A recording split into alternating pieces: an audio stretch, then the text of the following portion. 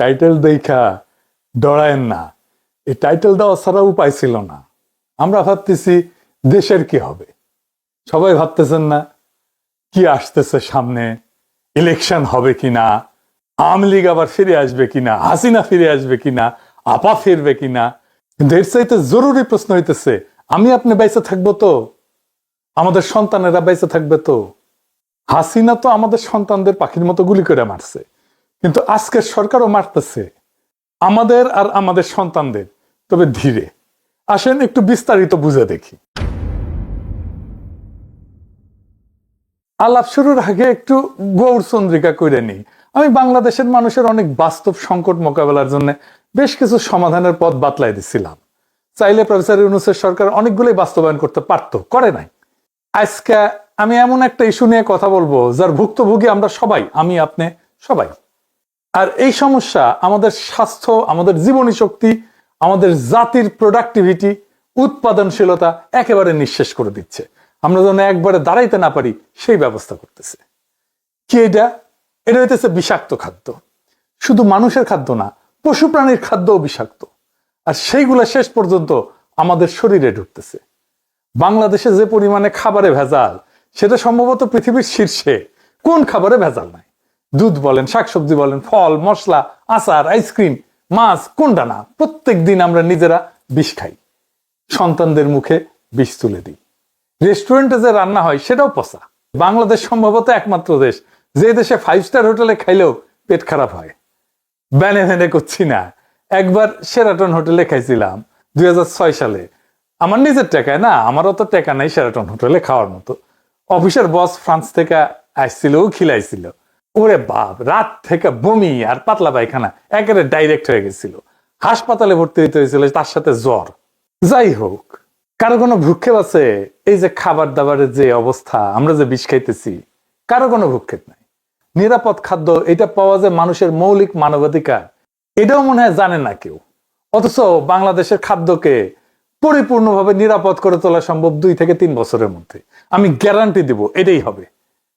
কেমনে হবে আসেন সেটা বুঝে দেখি। আচ্ছা, আপনাদেরকে জানা আছে যে আমাদের কোন কোন সরকারি প্রতিষ্ঠান আর কতজন লোক এই যে নিরাপদ খাদ্য নিশ্চিত করার জন্য কাজ করে? আমরা পয়সা দিয়ে পালি সরকারি কর্মচারী, জানা নাই? আসেন সেটা দেখি। বাংলাদেশে নিরাপদ খাদ্য নিশ্চিত করার কাজে একাধিক প্রতিষ্ঠান যুক্ত আছে। এগুলো খণ্ডিতভাবে কাজ করে, আপনি কল্পনা করতে পারবেন না যে কত লোক কাজ করে। তাও আপনি যেই তিমিরে ছিলেন সেই তিমিরেই থাকতেছেন। আসেন এক এক কইরা দেখি। বাংলাদেশ নিরাপদ খাদ্য কর্তৃপক্ষ, BFSA, এদের কাজ হইতেছে স্বাস্থ্যসম্মত খাদ্য নিশ্চিত করার জন্য বাংলাদেশে প্রতিষ্ঠিত মূল এবং সবচেয়ে গুরুত্বপূর্ণ সংস্থা হচ্ছে এটা। এরা খাদ্য উৎপাদন দেখে, প্রক্রিয়াকরণ দেখে, আমদানি দেখে, বিপণনের প্রত্যেকটা স্তরে খাদ্যের মান পর্যবেক্ষণ এবং নিয়ন্ত্রণ করে। এটা বিভিন্ন সংস্থার কার্যক্রম সমন্বয়কারী বা আমব্রেলা বডি হিসেবে কাজ করে। অনুমোদিত লোকবল 365 জন। 2 নাম্বার, জাতীয় ভোক্তা অধিকার সংরক্ষণ অধিদপ্তর, DNCRP। আপনারা দেখেন যে মাঝে মাঝে ম্যাজিস্ট্রেট যায় দোকানে দোকানে, এটা হচ্ছে এই ভোক্তা অধিকার সংরক্ষণ অধিদপ্তর থেকে। এরা সরাসরি খাদ্যে ভেজাল বা অনিরাপদ উৎপাদনের ব্যবহার রোধে কাজ করে। এই সংস্থায় বাজারে অভিযান পরিচালনা করে এবং অস্বাস্থ্যকর এবং ভেজাল খাদ্য বিক্রির বিরুদ্ধে আইনানুগ ব্যবস্থা গ্রহণ করে। ভোক্তারা যদি অভিযোগ করে তার ভিত্তিতেও তারা তদন্ত করে, জরিমানা করে। এদের লোকবল অনুমোদিত 664 জন। 3 number, Bangladesh standards and testing institution, BSTI, seal দেখেন না BSTI এর, এটা হইতেছে সেটা। বিভিন্ন খাদ্য পণ্যের মান নির্ধারণ করে এবং সেই মান অনুযায়ী পণ্য উৎপাদন হচ্ছে কিনা সেটা নিশ্চিত করে। তারা পণ্যের অনুকূলে BSTI এর একটা সিল দেয়, যা পণ্যটা নিরাপদ কিনা এইটার নিশ্চয়তা দেয়। খাদ্যে ভেজাল রোধ এবং সঠিক পরিমাণ নিশ্চিত করতে BSTI নিয়মিত ভ্রাম্যমাণ আদালত পরিচালনা করে। বর্তমানে এদের 664টা পদ আছে, আরো 1600 পদ এই সরকারি নিয়োগ দেবে, এটা পরিকল্পনা গ্রহণ করা হয়েছে। 4 নাম্বার, জনস্বাস্থ্য ইনস্টিটিউট, IPH। এইটা স্বাস্থ্য অধিদপ্তরের অধীনে থাকা জনস্বাস্থ্য রক্ষার জন্য একটা গুরুত্বপূর্ণ প্রতিষ্ঠান। এর অধীনেই আছে national food safety laboratory, NFSL। এই যে এটা খাদ্যের রাসায়নিক এবং মাইক্রোবায়োলজিক্যাল পরীক্ষা, অণুজীব পরীক্ষা, এটার মাধ্যমে গুণগত মান এবং নিরাপত্তা যাচাই করে। এইটা দেশের অন্যতম প্রধান খাদ্য পরীক্ষাগার। এইটার লোকবল আমি ঠিক খুঁজে পাই নাই, কিন্তু অনুমান করি এটা 100-র মতো হবে। 5 নাম্বার, বাংলাদেশ বিজ্ঞান এবং শিল্প গবেষণা পরিষদ, BCSIR, সায়েন্স ল্যাবরেটরিজ। এই প্রতিষ্ঠান মূলত একটা গবেষণা সংস্থা, কিন্তু এর অধীনে থাকা খাদ্য বিজ্ঞান প্রযুক্তি ইনস্টিটিউট আছে একটা, IFST। এরা নিরাপদ খাদ্য নিয়ে গুরুত্বপূর্ণ গবেষণা করে এবং তারা খাদ্যের পুষ্টিগুণ, টক্সিন মানে বিষ আছে কিনা খাদ্যের মধ্যে, ভেজাল শনাক্তকরণের নতুন পদ্ধতি উদ্ভাবন করে, যা নিরাপদ খাদ্য নিশ্চিতকরণে পরোক্ষভাবে সহায়তা করে।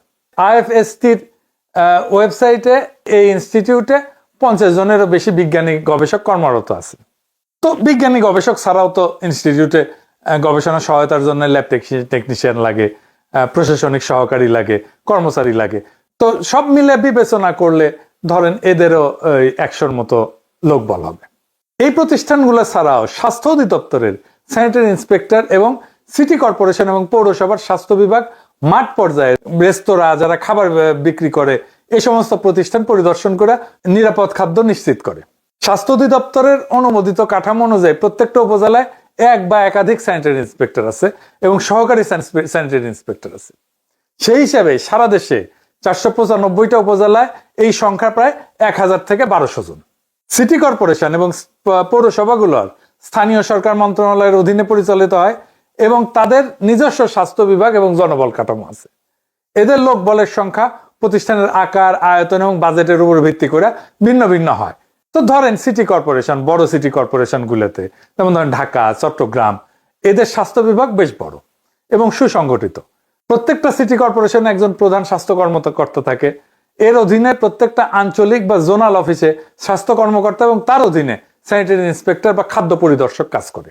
এদের আনুমানিক সংখ্যা ধরেন যেগুলো সিটি কর্পোরেশনের কয়েকশো। সারা দেশের 12টা সিটি কর্পোরেশন মিলায় এই সংখ্যাটা হবে 500 থেকে 700, তার একটু বেশিও হইতে পারে।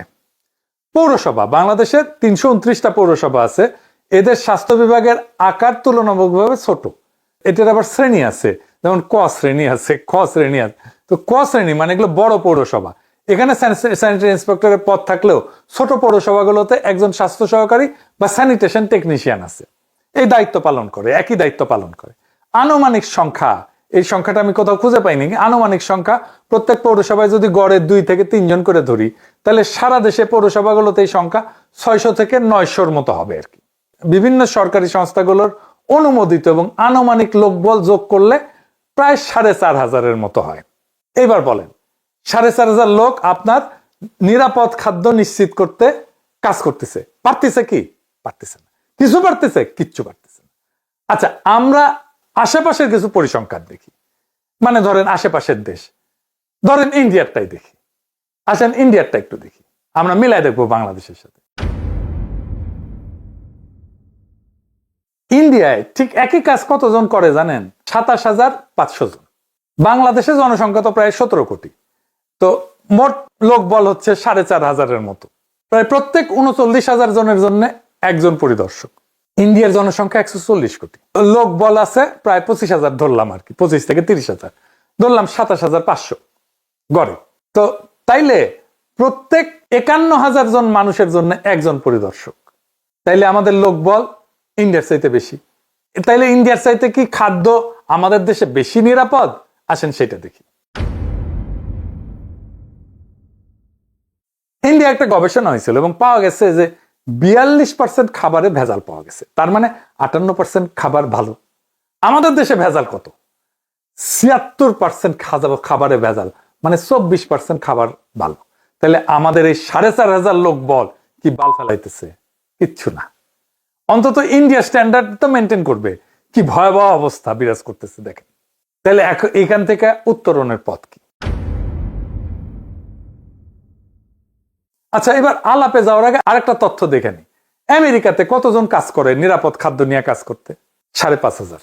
যুক্তরাষ্ট্রে জনসংখ্যার হিসাবে প্রত্যেক 61,000 জনে একজন খাদ্য পরিদর্শক কাজ করে, একজন খাদ্যকর্মী। মানে আমরা আমেরিকার চাইতে বেশি লোক নিয়ে আমরা কিছুই করতে পারতেছি, কিছুই করে না। এরা হয় জানে না অথবা কাজ করে না, বসে থাকে খালি বেতন গুনে। তাইলে এগুলোর পাবলিকের ট্যাক্সের টাকায় পাইলে লাভ আছে? নাই। সরকারের কি কোনো মাথা ব্যথা আছে? নাই। যেভাবে চলতেছে, কেউ প্রশ্ন করে না। এইটা নিয়ে যে কাজ করতে হবে সেটাও কেউ বলে না। তাইলে এখন আমাদের কি করতে হবে?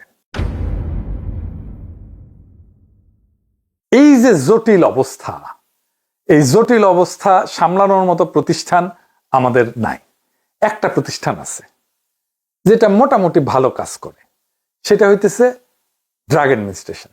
ড্রাগ অ্যাডমিনিস্ট্রেশনকেই আমাদের মূল ইনস্টিটিউট করে সবগুলো খুচরা খাচরি যেগুলো বিভিন্ন জায়গায় ছড়াই ছিটে আছে সবগুলোকে ড্রাগ অ্যাডমিনিস্ট্রেশনের আন্ডারে আনতে হবে এবং আমাদের নাম দিতে হবে আমেরিকার মতো food and drug administration.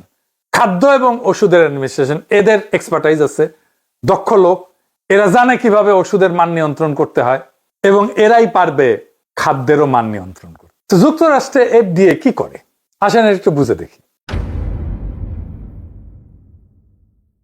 1 number, খাদ্য নিরাপত্তা এটা নিশ্চিত করে, ওষুধ নিয়ন্ত্রণ করে, চিকিৎসা যন্ত্রপাতি মেডিকেল ডিভাইস এটা নিয়ন্ত্রণ করে, ভ্যাকসিন এবং বায়োলজিক্স আরেক ধরনের ওষুধ সেটা নিয়ন্ত্রণ করে, তামাক নিয়ন্ত্রণ করে এবং কসমেটিক্স এবং সাপ্লিমেন্টস নিয়ন্ত্রণ করে।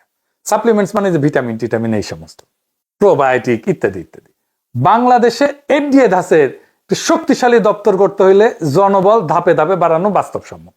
প্রথম ধাপে আমাদের যা লোক আছে সবগুলোকে একসাথে নিয়ে এসে এটার আন্ডারে রাখতে হবে এবং ফুড অ্যান্ড ড্রাগ অ্যাডমিনিস্ট্রেশন এটা স্বাস্থ্য মন্ত্রণালয় থেকে বাইর করে নিয়ে এসে এটাকে একটা স্ট্যাটিউটরি বডি করতে হবে। এইটা থাকবে প্রাইম মিনিস্টারের কার্যালয়ের অধীনে।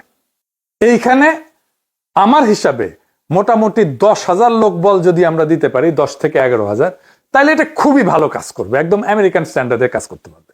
তাইলে যে সমস্ত খণ্ড খণ্ড ভাবে খাদ্য এবং ওষুধ নিয়ন্ত্রণে বিভিন্ন সংস্থা আছে সেটাকে একটা ছাতার নিচে আনতে হবে।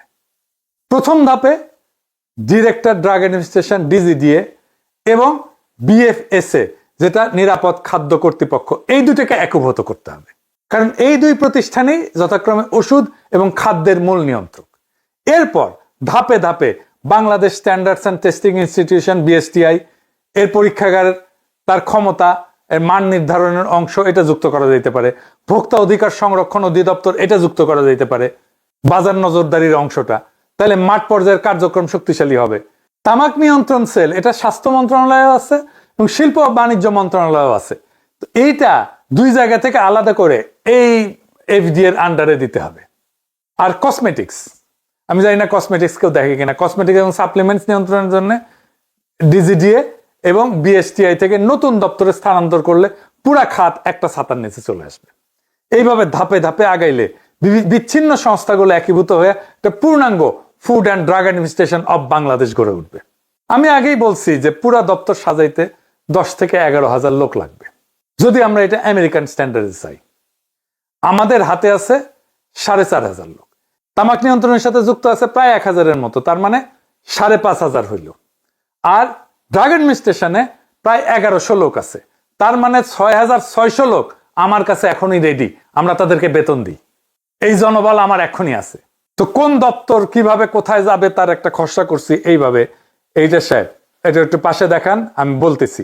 প্রথমে আসবে ওষুধ প্রশাসন অধিদপ্তর DGDA, এইখান থেকে ওষুধ নিয়ন্ত্রণ হবে, মেডিকেল ডিভাইস ভ্যাকসিনের নিবন্ধন হবে, মান নিয়ন্ত্রণ হবে, কসমেটিক্স এবং সাপ্লিমেন্ট সংক্রান্ত সব দায়িত্ব সরাসরি ফুড অ্যান্ড ড্রাগ অ্যাডমিনিস্ট্রেশন বাংলাদেশে চলে আসবে। এরপরে যুক্ত হবে বাংলাদেশ নিরাপদ খাদ্য কর্তৃপক্ষ BFSA, খাদ্য নিরাপত্তা আইন, নীতি, ফিল্ড পর্যায়ের সমস্ত তদারকির ক্ষমতা ফুড অ্যান্ড ড্রাগ অ্যাডমিনিস্ট্রেশন বাংলাদেশের খাদ্য নিরাপত্তা বিভাগে স্থানান্তরিত হবে। BSTI থেকে খাদ্য এবং কসমেটিক্সের মান নির্ধারণ হবে এবং পরীক্ষাগার কার্যক্রমের একটা অংশ যুক্ত হবে। স্থানীয় সরকার প্রতিষ্ঠান যেমন সিটি কর্পোরেশন, পৌরসভা, যাদের ভ্রাম্যমাণ আদালত এবং স্যানিটারি ভেটেরিনারি ইন্সপেকশন ক্ষমতা আছে, তারা সমন্বিত হয়ে ফুড অ্যান্ড ড্রাগ অ্যাডমিনিস্ট্রেশনের খাদ্য নিরাপত্তা বিভাগ এবং ভোক্তা অধিকার সেলের সঙ্গে কাজ করবে, তাদেরকেই রিপোর্ট করবে। স্বাস্থ্য অধিদপ্তর এবং রোগতত্ত্ব রোগ নিয়ন্ত্রণ যেটা IEDCR, এইখান থেকে ভ্যাকসিন এবং বায়োলজিক্সের মান নিয়ন্ত্রণ এবং গবেষণা অংশ যুক্ত করতে হবে। ভোক্তা অধিকার সংরক্ষণ অধিদপ্তর মানে DNCRP, এটার বাজার নজরদারির একটা অংশ যুক্ত হবে যাতে খাদ্য এবং ওষুধ সংক্রান্ত প্রতারণা প্রতিরোধে food and drug administration Bangladesh কার্যকরভাবে ভূমিকা রাখতে পারে। সবশেষে স্বাস্থ্য মন্ত্রণালয়ের তামাক নিয়ন্ত্রণ সেল এবং শিল্প ও বাণিজ্য মন্ত্রণালয়ের তামাক উৎপাদন এবং বিপণন অনুমতির ক্ষমতা একত্রিত হয়ে ফুড অ্যান্ড ড্রাগ অ্যাডমিনিস্ট্রেশন বাংলাদেশের তামাক নিয়ন্ত্রণ বিভাগ গঠন করবে। এইভাবে ডিজিডিএ থেকে ওষুধ, বিএফএসএ থেকে খাদ্য, বিএসটিআই থেকে মান নিয়ন্ত্রণ, স্থানীয় সরকার থেকে ফিল্ড ইন্সপেকশন, ডিজিডিএস থেকে এবং আইডিএস থেকে ভ্যাকসিন, ডিএনসিআরপি থেকে বাজার তদারকি এবং টোবাকো সেল থেকে তামাক নিয়ন্ত্রণ সব একত্রিত হয়ে একটা পূর্ণাঙ্গ food and drug administration of Bangladesh গড়ে উঠবে। বিষমুক্ত খাদ্য মানে শুধু স্বাস্থ্য না, এটা আমাদের অধিকার, এটা আমাদের ভবিষ্যৎ। আমরা চাই দুধে বিষ না, বিশুদ্ধতা। আমরা চাই শাকে রাসায়নিক না, প্রাণের গন্ধ। আমরা চাই রেস্টুরেন্টে ভোজ, হাসপাতালের শয্যা না। আজ সময় আসছে আমরা বলবো একসাথে, আমরা নিরাপদ খাদ্য চাই, এখনই চাই, আজই চাই। এই দাবিই আমাদের শক্তি, এই দাবিই আমাদের বাঁচার শপথ। যেদিন ভেজাল মুক্ত খাদ্য হবে সবার অধিকার, সেদিনই জন্ম নেবে একটা শক্তিশালী, সুস্থ, অদম্য বাংলাদেশ। ইনকিলাব জিন্দাবাদ।